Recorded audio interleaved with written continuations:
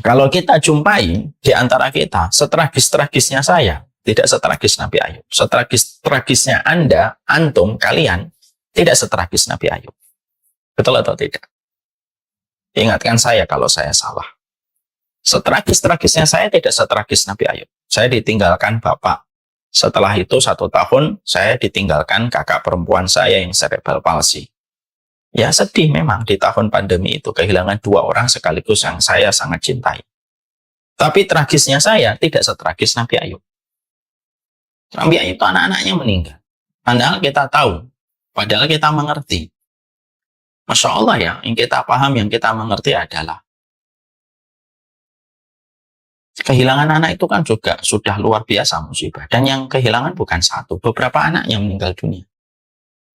Anaknya itu meninggal dunia, semuanya. Maka akhirnya pada saat itu, lihat bagaimana seorang Nabi Ayub memiliki helikopter view ketika beliau mendapatkan satu takdir berjalan pada hidupnya. Selamat datang di channel Langkah Iman Istiqomah. Jangan lupa like, komen, dan subscribe. Dan semoga kita semua mendapatkan ilmu yang bermanfaat. Amin. Pada kesempatan hari ini, semoga Allah memberikan kepada kita sehat fisik. Dan Allah memberikan kepada kita sehat secara pikiran, dan sehat secara mindset kita, atau yang disebut di dalam bahasa sunnah yaitu adalah afiat. Sehat itu adalah sehat fisik kita, kalau afiat itu adalah pola pikir kita. Inilah yang menjadi perhatian kita hari ini. Banyak orang, terkadang mereka mendapatkan kesehatan fisik, tapi belum tentu mendapatkan kesehatan dalam pola pikirnya. Ada orang yang mendapatkan sehat, tetapi belum tentu mendapatkan afiat. Kita berharap kepada seluruh partisipan yang hadir, kita mendapatkan kesehatan secara fisik kita, dan kita mendapatkan afiat. Tentunya ada ikhtiar yang harus dilakukan dan dikerjakan. Semoga Allah memberikan anugerah sehat dan afiat untuk kita. Kita juga berharap bahwasanya kita sebagai partisipan penuntut ilmu yang hadir pada kesempatan hari ini, kita betul-betul mengosongkan gelas kita. Hati kita ini sebagaimana gelas. Gelas yang kosong itu gelas yang mudah menampung berbagai macam ilmu dan manfaat yang akan bermanfaat untuknya. Saya ingin seluruhnya kita, termasuk saya, kita mengosongkan hati kita sebagaimana gelas yang kosong. Supaya kita mudah terisi dengan sesuatu yang bermanfaat untuk kita. Kalau ada yang hatinya sebagaimana gelas yang penuh, maka sulit akan merubah kita dan sulit akan mendapatkan perubahan pada diri kita dan kemaslahatan manfaat. Efeknya akan sulit kita dapatkan kalau setiap kita duduk di taman ilmu, kita membawa hati sebagaimana gelas yang penuh. Mari kita kosongkan hati kita, bahwasanya kita ingin mendapatkan manfaat, supaya kita terbebas dari banyak hal-hal yang kurang pada kehidupan kita, dengan petunjuk ilmu yang kita sama-sama terima, yang datang dari Allah dan Rasul-Nya. Inilah yang menjadi keinginan, dan semoga menjadi kesadaran kita, sebelum kita membahas banyak ilmu, dan nasihat yang disampaikan oleh Allah dan Rasul. Alhamdulillah, bagaimanapun kita selalu bersyukur kepada Allah atas nikmat yang Allah berikan kepada kita. Kita tentunya sangat berdoa semoga kita tidak terkena paham materialisme. Bahwasanya kesyukuran itu hanya diberikan kalau kita sudah mendapatkan kenikmatan-kenikmatan materialisme dan finansial. Barulah kita bersyukur. Kita tentunya paham sekali bahwasanya Allah telah memberikan kenikmatan kepada kita begitu berlimpah. Walaupun kita memang sering menjadi amnesia terhadap kenikmatan itu. Tapi kita berusaha mengingat kembali. Tidak ada satupun perkara yang kita jumpai, kecuali adalah semua itu merupakan bagian nikmat yang Allah anugerahkan kepada kita. Hati itu justru lapang ketika kita bersyukur, memberi makna pada apa yang telah kita peroleh, memberi arti pada apa yang telah kita dapatkan. Bahagia itu bukan mendapatkan apa yang kita inginkan, tetapi bahagia itu sebenarnya sederhana. Dimulai ketika kita senantiasa bersuka cita, untuk merasa bergembira terhadap apa yang sudah kita dapatkan. Supaya kita tidak mudah hilang bahagianya. Hanya karena satu keinginan yang timbul ketika kita akhirnya hilang kebahagiaannya pada apa yang sudah kita dapatkan. Banyak orang hari ini bahagianya sebentar. Lalu akhirnya berganti dengan kegelisahan. Karena setiap dia mendapatkan barang, dia memiliki keinginan-keinginan yang lain. Lalu barang yang sudah dia dapatkan begitu cepat lupa bahagianya ketika dia sudah mendapatkan barang itu. Nah, inilah yang menjadikan kita akhirnya kita berusaha betul mengingatkan hati kita bahwasanya nikmat Allah itu begitu banyak. Dan nikmat Allah itu pasti bisa membuat kita bahagia. selama kita memberi makna pada setiap apa yang kita peroleh, memberi makna pada setiap kenikmatan yang sudah kita dapatkan. Semoga Allah memberikan hati kita, mencelup hati kita di dalam satu wadah yang disebut dengan wadah kesyukuran kita kepada Allah Subhanahu wa taala. Seluruh saudara-saudaraku, seluruh partisipan yang hadir pada kesempatan hari ini, kita tentunya paham betul bahwasanya kehidupan kita itu bukanlah kehidupan sebagaimana jalan yang lurus. Lalu kehidupan kita sebagaimana jalan yang mulus. Kehidupan kita kadang berbelok dan terkadang penuh dengan kerikil batu yang menjadikan kita terkadang harus berguncang-guncang ketika kita melewati jalur kehidupan yang ditetapkan oleh Allah di dalam kehidupan kita. Tidak mungkin kehidupan itu senantiasa berjalan sesuai dengan keinginan kita. Dan tidak mungkin bahwasanya kehidupan itu selalu menyenangkan sebagaimana yang kita cita-citakan dan mimpikan setiap waktu. Karena bukan begitu. Kehidupan ini diciptakan oleh pencipta kita, yaitu adalah Allah. Allah sebagai pencipta pada kehidupan ini, Allah menempatkan bahwasanya kehidupan itu terkadang melewati belokan, kadang melewati turunan, kadang melewati tanjakan, dan kadang kita harus melewati berbagai macam tempat yang tidak mengenakan ketika jalannya rusak sehingga akhirnya menyebabkan kita di dalam mobil dan di dalam perjalanan itu berguncang. Maka ketika kita sebagai pelakon kehidupan harus sadar tentang poin ini, bahwasanya kehidupan itu miliknya Allah dan kehidupan ini diciptakan oleh Sang Maha Pencipta. Dengan kondisi berbelok-belok, ada turunan, ada tanjakan, ada yang mulus, ada yang bergerigi, ataupun ada yang rusak, yang mengguncangkan kita di dalam kehidupan, maka inilah yang menjadikan kita harus paham bagaimana kita mengilmui kehidupan kita. Karena kehidupan itu bukan tidak hanya sekedar dijalani, tapi kehidupan itu harus diilmui. Kita ini bukan ikan. Ikan itu sekedar hidup, yang tentunya mereka sekedar menjalankan fitrahnya kehidupan sampai ajal itu menentukan mereka mati.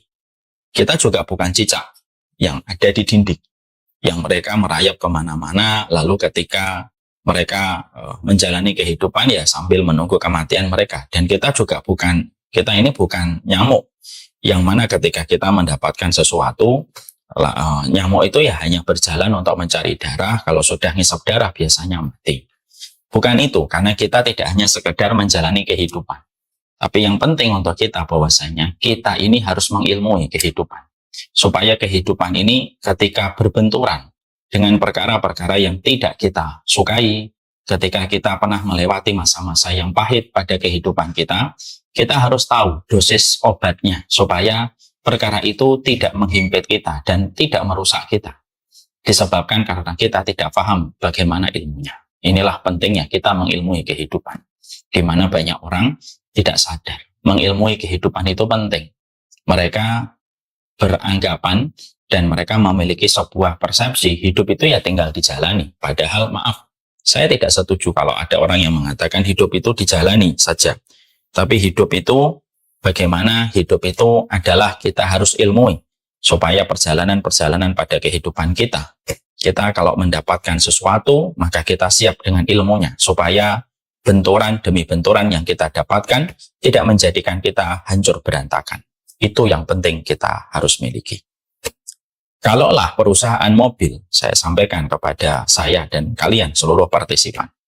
Kalaulah mobil saja, perusahaan mobil, mereka belajar dari setiap benturan supaya tetap bagaimana safety bisa diberikan kepada pengemudi ataupun kepada pengendara mobil, maka dibuatlah berbagai macam sistem di dalam mobil dan dibuatlah kerangka-kerangka mobil supaya kalau ada benturan, itu bisa meminimalisir korban pada mobil itu baru perusahaan mobil.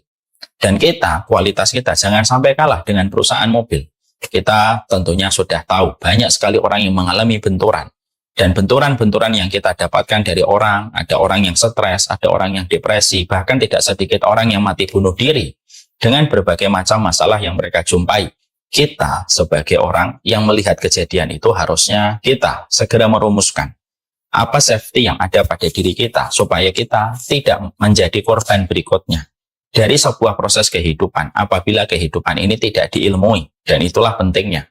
Hidup itu tidak hanya sekedar menjalani, tapi hidup itu adalah bagaimana kita mengilmui. Karena ini merupakan perkara yang sangat penting, mari kita bahas. Mari kita akhirnya memahami betul bagaimana kita memiliki sebuah ilmu untuk merilis kehidupan kita. Ya. Bagaimana kita melepaskan beban pada kehidupan kita supaya beban itu tidak menguburkan kita, supaya beban itu tidak memperosokkan kita kepada jurang yang membuat hancur berantakan kehidupan kita. Kalau saya bicara tentang masalah ini, mental health itu tidak bisa kita langsung bicara semuanya. Tapi setidaknya mari kita bicara, apa sih yang kita harus lakukan supaya beban yang ada pada hati kita, terutama kepada peristiwa-peristiwa yang pernah terjadi pada kehidupan kita, supaya kita memiliki cara, metode, ways to release. Kita itu memiliki cara untuk melepaskan, supaya beban ini tidak berkelanjutan sampai hari ini dan sampai hari-hari mendatang. Karena beban apabila terlalu lama dipikul, lama-kelamaan, orang itu akan gemetar menghadapi beban itu, dan lama-kelamaan orang itu akan pingsan ketika dia terlalu lama membawa beban pada persoalan hidupnya. Karena sesungguhnya manusia itu tidak disetting untuk membawa beban itu terus-menerus. Manusia itu disetting oleh Allah, manusia itu bisa membawa beban. Tapi manusia itu harus ngikutin ilmu supaya beban itu menjadi ringan seiring dengan perjalanan waktu. Ingat ya, manusia tidak disetting untuk membawa beban-beban yang tidak terselesaikan. Tapi manusia itu disetting oleh Allah, manusia bisa membawa beban, tapi manusia harus segera mencari ilmu, segera mencari petunjuk, supaya dia punya the way to release, dia punya cara untuk melepaskan beban itu, supaya ketika ujian yang lain datang, maka ujian yang sebelumnya sudah terselesaikan. Dan itulah yang kita harus pahami. Saya ambilkan sebuah contoh yang gampang. Bagaimana kita disetting tidak terus-menerus membawa beban. Kita hanya disetting untuk membawa beban pada parsial waktu yang ada. Tapi kita langsung dituntut kalau ada ujian dan beban yang kita miliki itu segera kita nyari petunjuk supaya kita menguraikan beban itu dan tidak lagi menjadi beban kita di masa mendatang. Karena ujian-ujian baru nanti akan siap menghadang kita. Saya ambilkan sebuah contoh. Saya ini kalau memegang handphone saya atau saya memegang iPad saya memegang iPad saya, kalau hanya memegang 1 menit, saya mampu. Karena memang kita disetting oleh Allah. Defaultnya itu kita bisa menanggung beban kalau 1 menit. 2 menit masih saya mampu. 3 menit mampu. 10 menit masih mampu. Setengah jam masih mampu. Tapi lama-kelamaan setelah 1 jam, tangan saya akan gemetar. Lalu saya tidak bisa lagi memikul iPad ini. Karena apa? Karena defaultnya kita selaku manusia itu hanya bisa menanggung beban itu di awal-awal. Lalu setelah itu kekuatan kita pasti akan turun. Siapapun itu, setingkat Mike Tyson, setingkat Habib, setingkat McGregor, itu pun sama. Mereka bisa membawa beban awal, tapi kalau beban itu dipikulkan terus-menerus, lalu mereka tidak melepaskan diri dari beban itu, setingkat Habib sekalipun juga akan pingsan kalau terlalu lama membawa beban. Itu yang kita harus paham. Ketika kita memahami bahwasanya Masya Allah, ternyata beban itu merupakan, kalau kita memahami bahwasanya kita memang manusia disetting oleh Allah, kita tidak membawa beban yang panjang, maka kita harus segera. Dan kita emergensi. Kita ini harus segera untuk mengadakan satu emergensi. Apa yang harus kita lakukan untuk memiliki ways to release, yaitu way to release. Bagaimana cara kita untuk melepaskan? Cara kita untuk melepaskan berbagai macam beban yang ada pada kehidupan kita, terutama ketika kita pernah melewati masa-masa yang sulit, yang kita pernah dapatkan dalam kehidupan. Karena sesungguhnya, kalau kita tidak mengetahui ilmu ini, kita hanya sekedar menjalani kehidupan. Dan kalau hanya sekedar menjalani kehidupan, beban akan tetap kita bawa, ya. Sampai kita mati, ya mungkin kita beban itu yang akan mematikan kita. Mematikan harapan kita, mematikan positive thinking kita, mematikan bagaimana visi misi kita berjalan ke depan, semuanya jadi rusak. Hanya karena kita terlalu lama membawa beban yang kita tidak selesaikan. Akhirnya apa? Ujungnya mati bunuh diri. Ujungnya apa? Mengurung diri di dalam kamar. Ujungnya apa? Menyalahkan orang tua. Ujungnya apa? Menyalahkan datang dari keluarga ini, kok tidak dilahirkan keluarga itu. Tidak ada habisnya itu.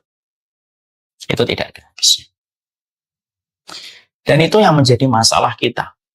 Sekali lagi ya, masalah kita, kalau saya rangkumkan prolog ini adalah masalah manusia itu satu. Manusia menganggap hidup itu hanya untuk dijalani. Sudahlah, hidup dijalani aja. Itu salah. Yang kedua, kesalahan manusia itu apa? manusia menyangka dirinya bisa membawa beban sepanjang hidup. Lalu dia tidak mencari obat dari setiap beban yang dia dapatkan. Itu dua-duanya salah. Kalau saya pernah kayak gitu, saya mohon ampun sama Allah. Kita harus paham di sini. Setelah antum paham, kesalahan manusia terletak pada dua ini. Kesalahan yang pertama, kesalahan manusia ketika manusia itu mereka hanya menjalani kehidupan dan tidak mengilmuinya.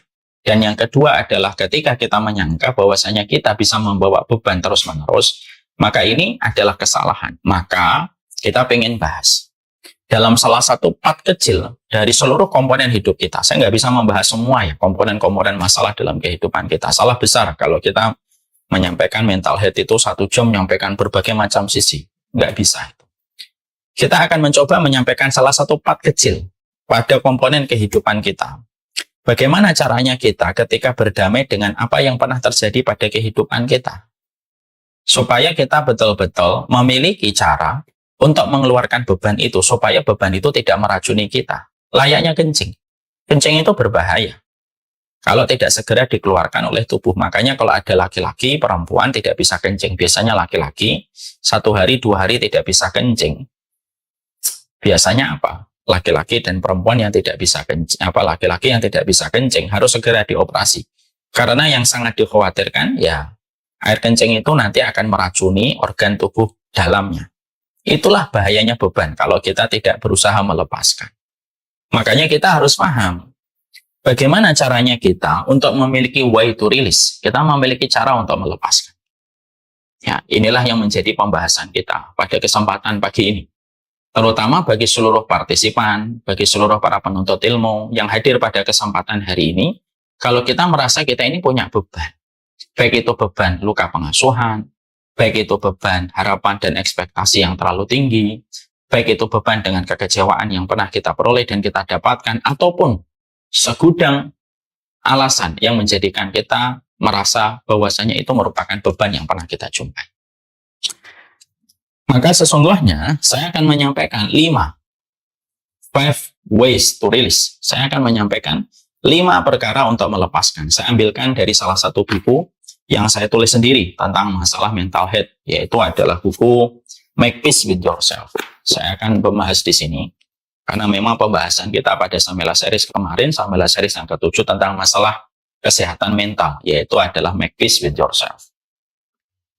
Saya menyampaikan di dalam buku ini, yaitu adalah 5 ways to release. Saya akan menyampaikan 5 perkara untuk melepaskan dari berbagai macam beban yang kita jumpai pada kehidupan kita. Apa itu? Yang pertama.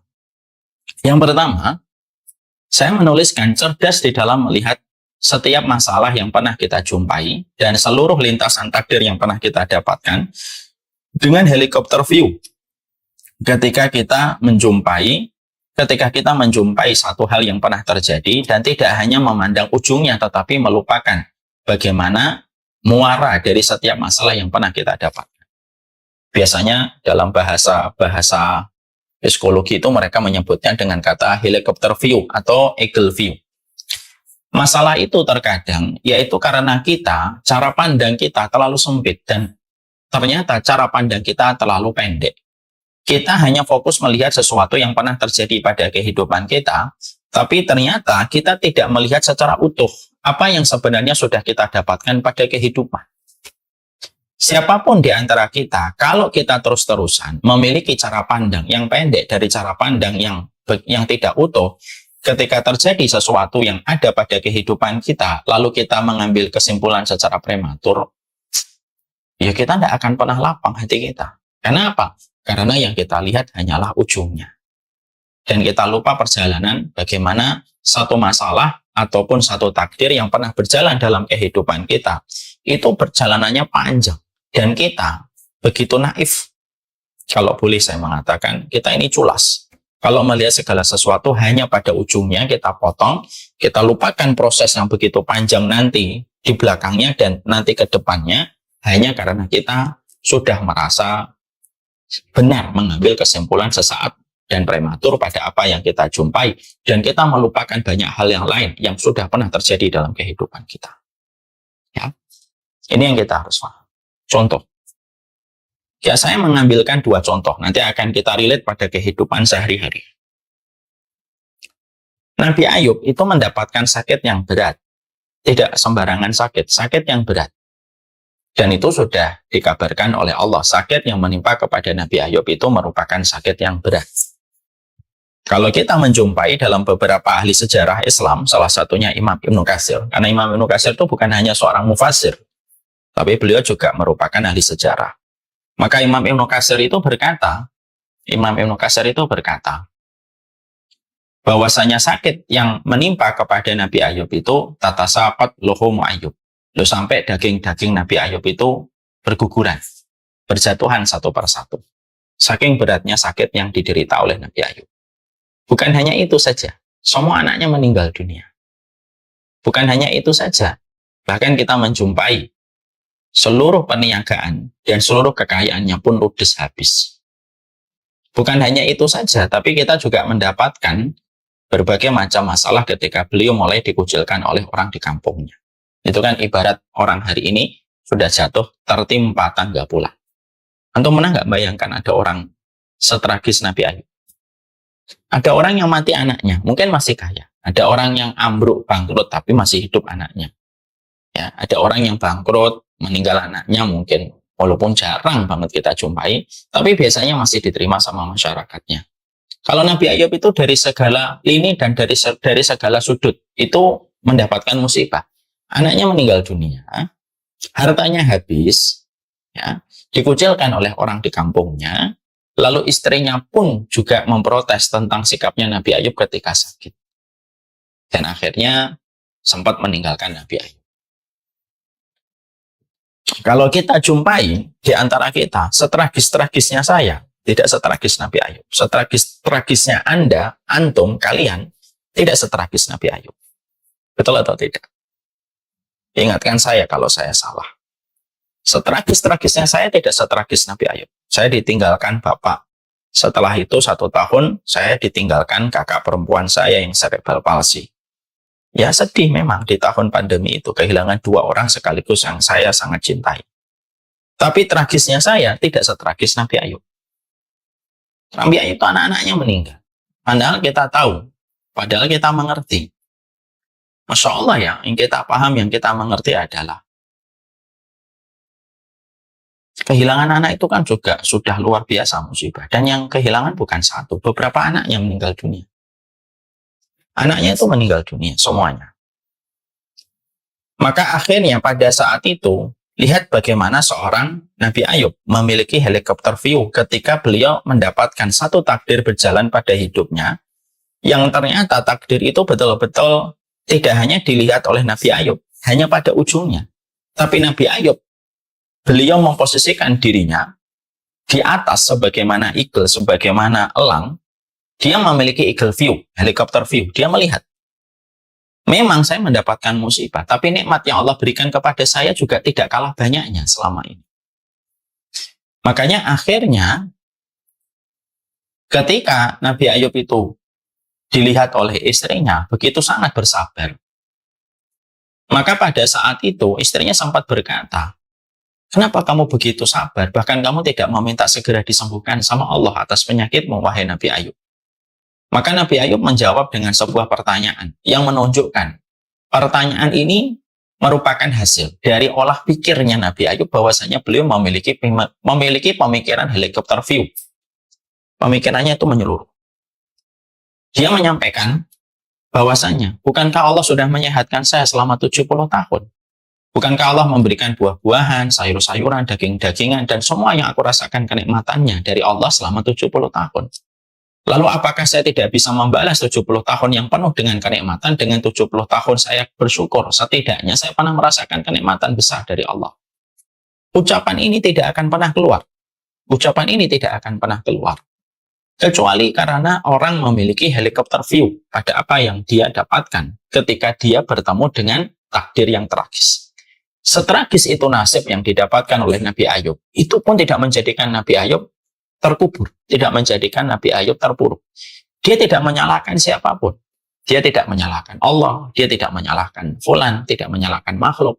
Tapi yang beliau lakukan adalah beliau tetap merasa bahagia karena beliau ingat memorinya. Dia pernah dibahagiakan oleh Allah 70 tahun.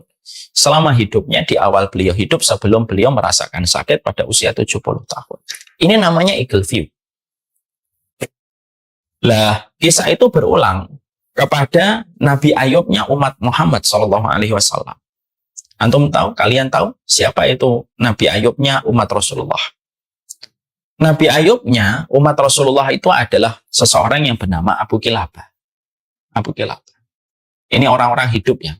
Ini supaya kita paham bahwasanya realita hati kita itu hidup kalau kita selalu melihat kehidupan orang solih yang telah berjibaku dalam ujian hidupnya, walaupun mereka sudah meninggal dunia.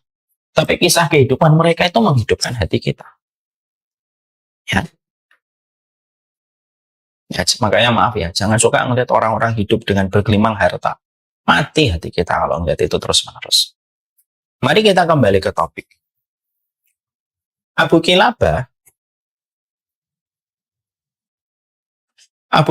itu seseorang yang memiliki ujian yang begitu berat.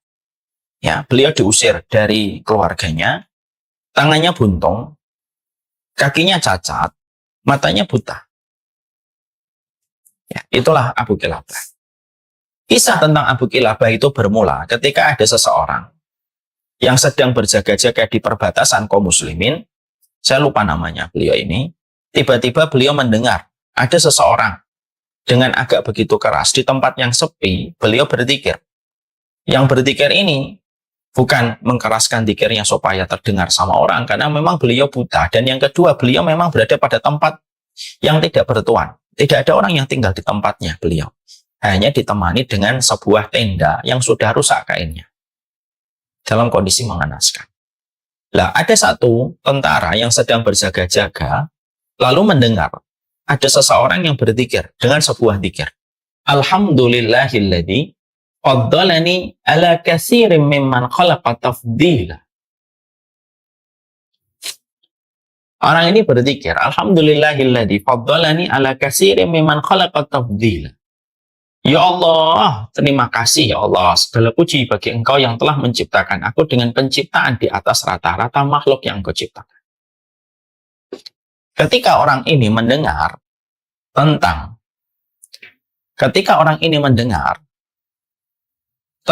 zikir ini, orang yang mendengar ini kan berprasangka, orang yang berzikir ini pasti orang yang istimewa fisiknya, karena dia mengucapkan zikirnya yang telah menciptakan aku dengan penciptaan di atas rata-rata. Ya. Maka orang yang mendengar zikir ini menyangka bahwasanya yang berzikir itu tinggi, putih, gagah, harum, kaya raya, pintar, dengan seluruh keistimewaan yang biasa kita kenal pada mindsetnya manusia hari ini. Dicari itu sumber dan pemilik suara yang sedang berzikir. Ketemu. Dan ternyata itu adalah seseorang yang buta, tangannya buntung, kakinya cacat, ditemani kemah yang sudah rusak. Lalu sampai akhirnya orang itu ketika mendapati yang berzikir dengan zikir seindah itu ternyata orang yang penuh dengan cacat. Maka akhirnya beliau bertanya sama Abu Kilabah yang beliau temui. Loh, yang menjadikan kamu zikir dengan zikir yang seindah itu ketika engkau memuji Rabb dengan penciptaan istimewa yang ada pada tubuhmu, padahal engkau buta, padahal engkau buntung, padahal engkau juga buntung kakinya dan cacat. Apa yang menjadikan engkau berzikir dengan zikir yang seindah itu padahal engkau orang yang semacam ini? Maka Abu Kilabah memberikan jawaban yang memiliki benang merah sama dengan jawaban Nabi Ayub. Jawabannya itu apa? Dia bertanya kembali sama orang tersebut dengan mengatakan, apakah Allah bisa mengirimkan petir lalu menghanguskan aku dengan satu petir? Bisa. Bisa. Allah bisa nggak meretakkan bumi ini lalu menenggelamkan aku di perut bumi? Bisa. Allah bisa nggak mengirimkan air pantai menerjangku dan menyeretku ke tengah lautan dan mematikanku seketika? Bisa. Tapi perhatikan, Allah tidak mengirim itu semua. Allah tidak mengirimkan petir, Allah tidak mengirimkan gempa, Allah juga tidak mengirimkan banjir tsunami kepada saya. Itu yang menjadikan saya bersyukur sama Allah. Lihat. Jadi di situ kita akhirnya mendapati, Masya Allah ya. Jadi Abu Kilabah ketika kondisinya sudah setragis itu, seorang Abu Kilabah itu sudah setragis itu pun masih bisa membaca dengan helikopter view-nya. Dia membaca dengan helikopter view. Helikopter view itulah yang menjadikan akhirnya, Masya Allah, akhirnya Abu Kilabah memiliki kelapangan hati. Abu Kilabah memiliki kelapangan hati. Sehingga dia tidak terbunuh oleh pikiran dia sendiri. Sehingga akhirnya Abu Kilabah tetap bisa tersenyum. Dan dia tetap bisa ridho. Keridhaan itu nampak sekali pada apa yang beliau lafadzkan ketika beliau berzikir kepada Allah. Alhamdulillahilladzi faddalani ala katsirin mimman khalaqa tafdila. Ya, segala puji bagi Allah yang telah memberikan penciptaan pada diriku dengan penciptaan yang istimewa di atas rata-rata. Loh, ini loh yang kita harus perlukan. My brother and my sister, saudara-saudaraku. Terkadang kita itu teracuni oleh pikiran kita sendiri. Ketika kita pada kehidupan sering sekali kita tidak memiliki helikopter view pada setiap apa yang pernah terjadi pada kehidupan kita, lalu kita hanya berkutat pada ujungnya, tapi kita lupa sebelum ujung itu apa dan setelah ujung itu nanti apa. Lalu kita terpenjara oleh pikiran kita sendiri, lalu kita mikirnya itu dari sudut pandang yang kita lihat. Kita ngikutin perasaan kita dan mata kita ya, kita terus akan salah. Ada orang merasa, saya luka pengasuhan, saya inner child. Gitu.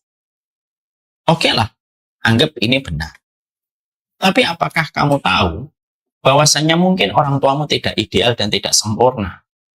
Ketika orang tuamu itu mungkin tidak sesuai ekspektasi yang kamu inginkan, tapi bisa jadi ekspektasi yang kamu inginkan itu karena kamu melihat teman-temanmu lalu membandingkan orang tuamu dengan orang tua tetanggamu dan orang tua sahabatmu.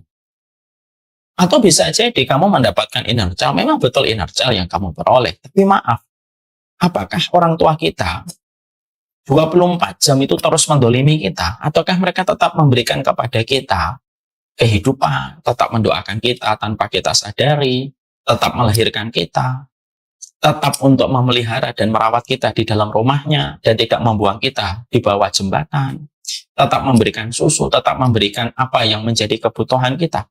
Bukankah juga masih ada lain yang kita harus lihat, selain dari luka kekecewaan yang kita dapatkan dari orang tua kita? Memang betul, orang tuamu dalam masalah itu mengecewakan. Tapi coba deh, jangan melihatnya dari depan, tapi melihatnya dari atas. Mungkin kalau kamu melihat dari atas, kamu akan melihat orang tuamu yang sampai ketiduran di jalan ketika mencarikan uang untuk dirimu. Walaupun mungkin ketika pulang ke rumah dia letih dan akhirnya sering marah sama dirimu. Oke, saya maklum. Itu mungkin terjadi. Tapi bisa jadi itu bagian dari kekurangan sebagaimana kita nanti kalau menjadi orang tua, bukankah kita juga memiliki kekurangan? Kalau kita tidak memiliki helikopter view pada apa yang terjadi pada kehidupan kita, selama kita tidak berusaha untuk menaikkan cara pandang kita untuk melihat satu masalah yang terjadi pada kehidupan kita, ya susah. Ya kita akan berkutat dengan kekecewaan demi kekecewaan. Kenapa? Selalu melihat segala sesuatu dengan jarak pendek dan tidak melihat segala sesuatu dari jarak pandang yang jauh. Itu yang salah. Melihat kota Bekasi, atau maaflah, melihat kota Solo. Kalau kita di Solo mungkin biasa. Tapi kalau kita melihatnya dari Lawu, kota Solo tampak indah. Kalau dari Jogja, melihat kota Jogja mungkin macet. Setiap lampu merah berhenti. Ya, ketika belok ke kanan sempat mau disambar sama mobil. Karena kita melihatnya dari Solo, kita melihatnya dari Jogja. Coba kita sekali-kali mendaki gunung, ke Gunung Merapi, ya, atau Gunung Merbabu. Gunung Merapi, saya pernah daki sana. Merapi dan Merbabu itu kalau kita melihat Jogja itu tampak indah. Kenapa? Selalu kalau kita menaikkan cara pandang kita terhadap segala sesuatu, menjadikan apa yang kita lihat itu menjadi sangat indah. Itulah caranya orang yang memiliki albab, absor. Absor itu melihat segala sesuatu dengan sudut pandang ketakwaan, sudut pandang ketaatan, dan sudut pandang dari keimanan pada Allah dan Rasul-Nya. Itu yang akan menjadikan kita tenang. Ya. Jadi akhirnya kekuatannya Nabi Ayub dan kekuatannya Abu Kilabah bukan karena mereka badannya besar. Bukan, kekuatan Nabi Ayub itu dari hati. Hati itu terbackup dengan cara pandang yang sangat istimewa dari seorang Nabi Ayub ketika Nabi Ayub itu melihatnya itu dari atas gitu. Siapa orang yang berhak dengan mental illness, dengan seluruh dengan seluruh hal yang ada pada mental illness itu? Orang yang paling berhak dengan seluruh kekecewaan itu sebenarnya Nabi Ayub. Orang yang paling berhak dengan tawaran iming-iming kekecewaan, mengurung diri, ataupun dengan tawaran mati bunuh diri itu Abu Kilabah. Kemudian, beliau itu dikucilkan dari rumahnya kok.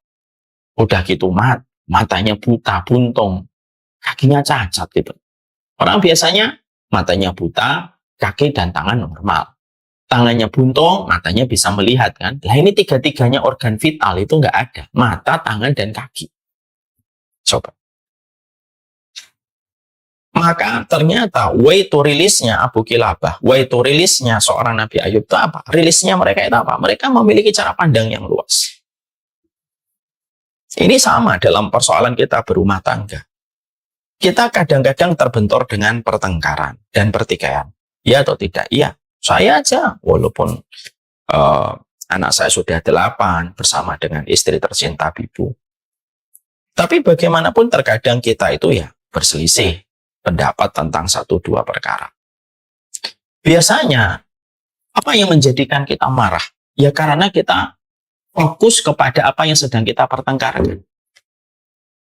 Kapan kemarahan itu mereda? Kalau kita naik ke atas, kita melihat, ya Allah, istri saya melahirkan anak-anak saya, nyusuin satu persatu anak-anak saya. Kadang-kadang dia tidak tidur. Kadang-kadang dia harus mengorbankan untuk tidak bisa pergi keluar kota, kemana-mana, karena harus menemani anak-anaknya. Tidak bisa puasa Ramadan. Malam kalau tahajud, kadang-kadang sedang bersiap-siap untuk tahajud, terkadang anak menangis untuk disusuin. Maka akhirnya kalau memandangnya itu sudah pakai helikopter view, maka akhirnya cara pandangnya itu akhirnya meredakan amarah. Dan itu efektif bagi saya. Sama dengan istri. Istri lagi marah dengan suami. Mungkin ada 1-2 program yang dia inginkan, dia harapkan tidak berjalan. Ketika lagi marah, membicarakan tentang pertengkaran terhadap program yang tidak dijalankan itu, coba sesekali istri itu naik ke atas dulu. Melihat suaminya kadang menembus kemacetan. Ya, terkadang mereka harus berjibaku di waktu malam, ngantuk, dia pulang. Terkadang di suasana kantor dia mendapatkan kemarahan-kemarahan yang harus diterima. Yang dia ingin sekali untuk keluar dan resign dari kantornya. Setiap akan mengambil keputusan resign, maka setiap itu yang terbayang wajah istrinya.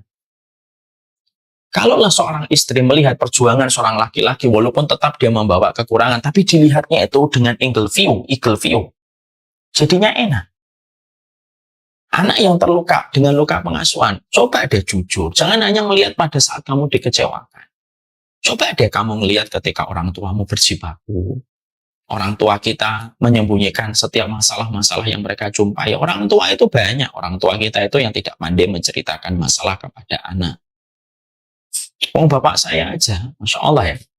Beliau punya utang. Tapi tidak pernah cerita ke saya. Utangnya nggak terlalu besar. Cuma 3 jutaan. Tapi tidak pernah cerita kepada saya gitu. Ya. Sampai akhirnya beliau membayar sendiri setelah beliau merasa memiliki harta. Walaupun pada saat itu beliau ngomong ke saya pun juga pasti saya akan bantu dan alhamdulillah uang segitu pun saya bisa untuk.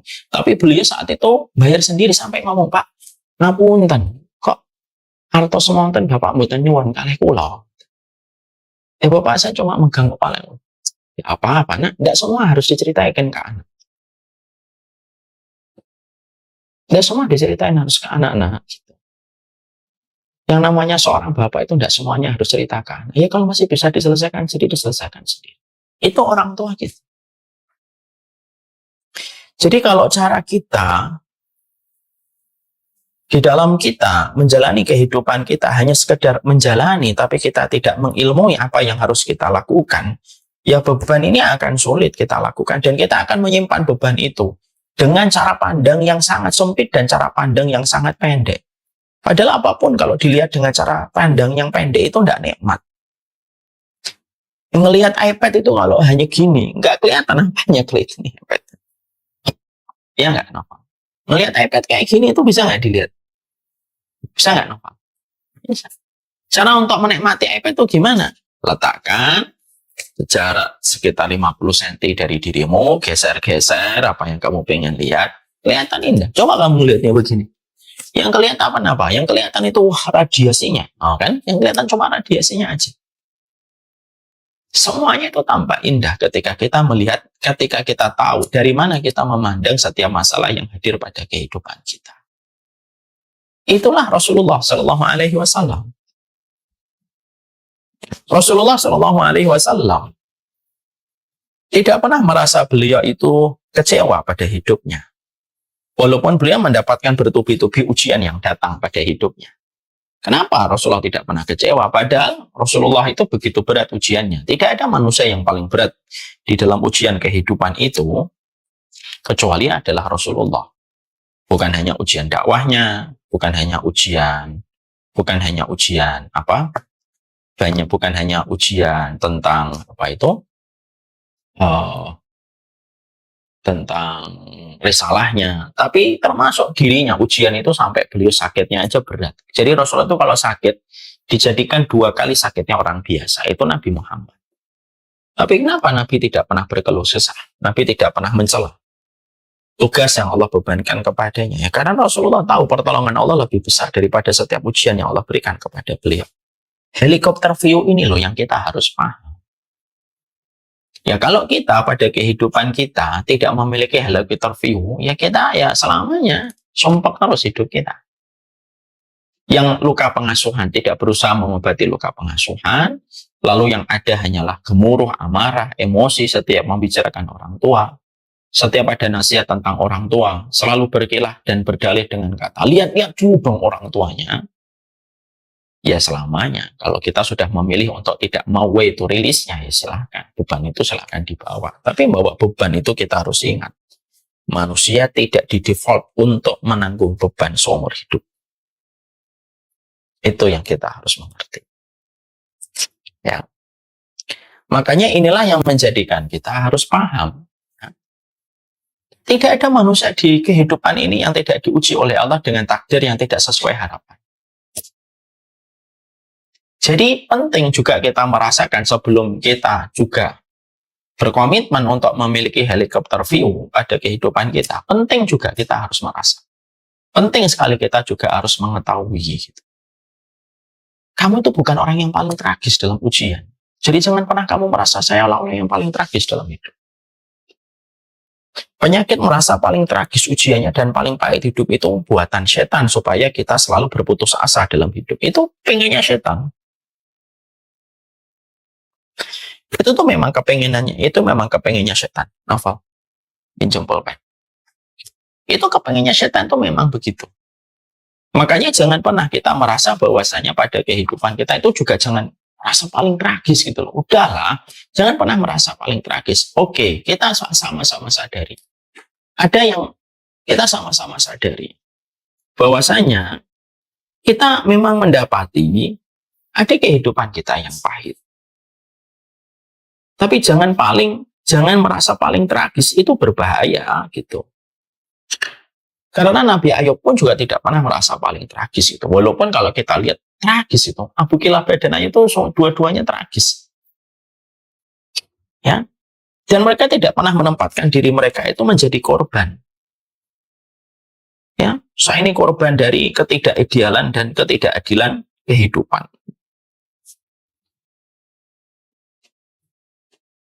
Ya.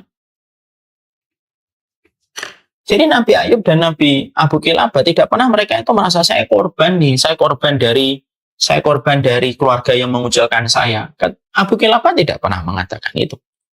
Nabi Ayub juga tidak pernah mengatakan saya ini korban dari ketetapan takdir yang memang tidak adil untuk saya. Tidak pernah. Hatta Nabi Yusuf sekalipun, Nabi Yusuf tidak pernah menempatkan dirinya sebagai korban. Karena helikopter view yang kita harus miliki pada hidup itu, karena helikopter view yang kita hadapi dalam kehidupan itu,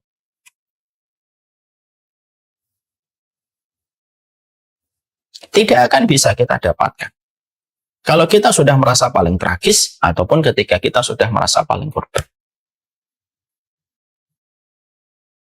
Dan yang ketiga, helikopter view itu gagal kita dapatkan kalau kita apa? Sudah cuek dengan beban yang ada. Udah kalau udah cuek, udahlah. Biarin aja lah hidup saya begini. Lalu akhirnya ketika sudah cuek dengan kehidupan, mending buru-buru punya helikopter view. Dia bagaikan styrofoam di atas aliran air. Aliran mana yang mengambilnya, dia itu akan ikut. Akhirnya apa kalau sudah cuek dengan beban masalahnya? Ketemu orang pakai narkoba, ya akhirnya jadi user. Ketemu lesbian, menganggap bahwasanya dengan cara lesbi itu bisa untuk menampilkan kekecewaan, ya jadi lesbi. Ketemu gay, ya jadi gay. Kenapa? Kalau sudah cuek, yang kita sebut dengan kata apatis dia. Udah jadi apatis dia. Makanya akhirnya gagalnya manusia untuk memiliki helikopter view pada kehidupan itu ya di situ. Makanya maaf ya, yang kita harus paham adalah yang meracuni kita itu siapa? Pikiran kita sendiri kok. Bukan pikiran orang. Pikiran kita yang ditumpangi oleh setan. Akhirnya apa? Orang tidak punya helikopter view, mengambil kesimpulannya adalah kesimpulan yang sifatnya kesimpulannya itu prematur. Ya akhirnya tidak punya Google view. Dan kalau saya melihat, belajar dari pengalaman diri ataupun kita melihat orang lain ya. Orang itu biasanya gagal pada saat itu dengan memiliki helikopter view pada kehidupan mereka itu kenapa? Ya tadi, sudah merasa paling tragis. Kalau sudah merasa paling tragis, susah. Makanya maaf ya, saya itu kadang-kadang gini. Kalau lagi ada perselisihan pertikaian dengan istri misal. Saya lalu tuh ngasih narasi ke pikiran saya gitu. Narasinya apa? Ada orang, wahai Umar Mita, yang lebih solih daripada kamu, jauh lebih taat daripada kamu, wahai Umar Mita, tapi mendapatkan istri yang jauh lebih buruk daripada istrimu hari. Siapa itu? Nabi Nuh. Jauh lebih mulia daripada saya. Jauh lebih taat daripada saya. Bahkan sebenarnya tidak bisa dijadikan bandingan antara saya dengan Nabi Nuh. Tapi istrinya jauh lebih buruk daripada istri kita hari ini yang beriman. Istri saya secara ini adalah beriman, saya pilih karena ketaatannya, dengan pakaian jilbab syar'inya, niqabnya dia gitu. Itu akhirnya apa? Bisa merilis. Oh iya ya. Gitu. Sama istri saya kalau lagi kecewa banget, saya mengingatkan, ada perempuan yang jauh lebih mulia daripada dirimu, disebut sebagai salah satu penghuni surga, wanita penghuni surga di antara 4 wanita. Ada Khadijah, ada Maryam, ya, ada Khadijah, ada Maryam, ada Fatimah, dan yang keempat itu siapa? Aisyah binti Musaib. Wanita yang jauh lebih beriman daripada dirimu, tapi mendapatkan laki-laki yang jauh lebih brengsek daripada suamimu, yaitu Fir'aun. Itu termasuk salah satu helikopter view. Ya, itu salah satu termasuk helikopter view yang penting. Makanya inilah yang menjadikan kita akhirnya, ya ini yang sering menggagalkan kita untuk memiliki helikopter view. Terus jangan terus-terusan menganggap diri kita sebagai korban. Udahlah. Korban itu hanyalah untuk pecundang yang menganggap dirinya korban terus. Kecuali yang memang betul-betul jadiin korban, misalkan korban perkosaan, itu memang betul-betul korban. Tapi kalau dalam masalah yang kita simpulkan sendiri, jangan terus-terus menganggap kita korban. Nanti apa? Kata korban itu condong mengarahkan kita kepada sesuatu yang sifatnya itu vibes-nya itu negatif gitu. Tapi kalau kita akhirnya tidak menempatkan diri kita korban, kita cepat bangkit. Dan yang ketiga, jangan apatis pada kehidupan kita. Udahlah saya begini ya udahlah gitu. Jangan apatis, diselesaikan. Jangan terlalu pragmatis lah. Akhirnya udahlah damai, udahlah anggap aja. Jangan gitu, cepat selesaikan. Kalau tidak, akhirnya apa? Akan menjadi bom waktu. Akan menjadi bom waktu yang akhirnya tidak akan ada. Yang akhirnya merusak semua. Nah disinilah akhirnya kita apa? Jadi Saya tidak menyampaikan panjang lebar, walaupun ini ada 5, tapi kita baru menyampaikan 1. Tapi setidaknya saya mengingatkan kepada antum semuanya.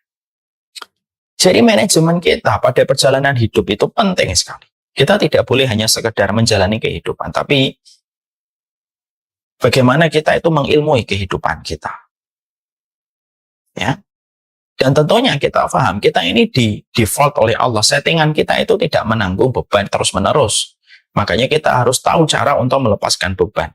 Sebagaimana kencing, tubuh kita itu di default untuk mengeluarkan kencing, tidak memikul kencing. Kalau kita akhirnya badan kita tidak bisa mengeluarkan kencing, ya bahaya. Pikiran ini kalau nggak bisa ngeluarin beban, ya bahaya banget. Beban itu yang meracuni. Sekali lagi ya, yang meracuni kita itu ya pikiran kita sendiri. Mari kita tutup, walaupun baru 1 poinnya. Mungkin kalian nanti bisa membaca lebih panjang di dalam buku Make Peace with Yourself. Tapi penting untuk kita harus paham. Yang bisa mengobati kita hanyalah kita, karena kitalah yang memiliki pikiran itu. Allah turunkan kepada kita ilmu, salah satunya membebaskan pikiran yang bisa meracuni kita sebagai seorang manusia, sebagai orang yang harusnya bertakwa kepada Allah. Wassalamualaikum. Alhamdulillahirrahmanirrahim. Ya, bicara tentang mental health itu tidak bisa 1 materi, 1 jam, semuanya materi. Tadi sempat saya baca menyampaikan ini, tidak bisa gitu. Pelan-pelan, karena kita bicara tentang masalah kondisi kejiwaan manusia.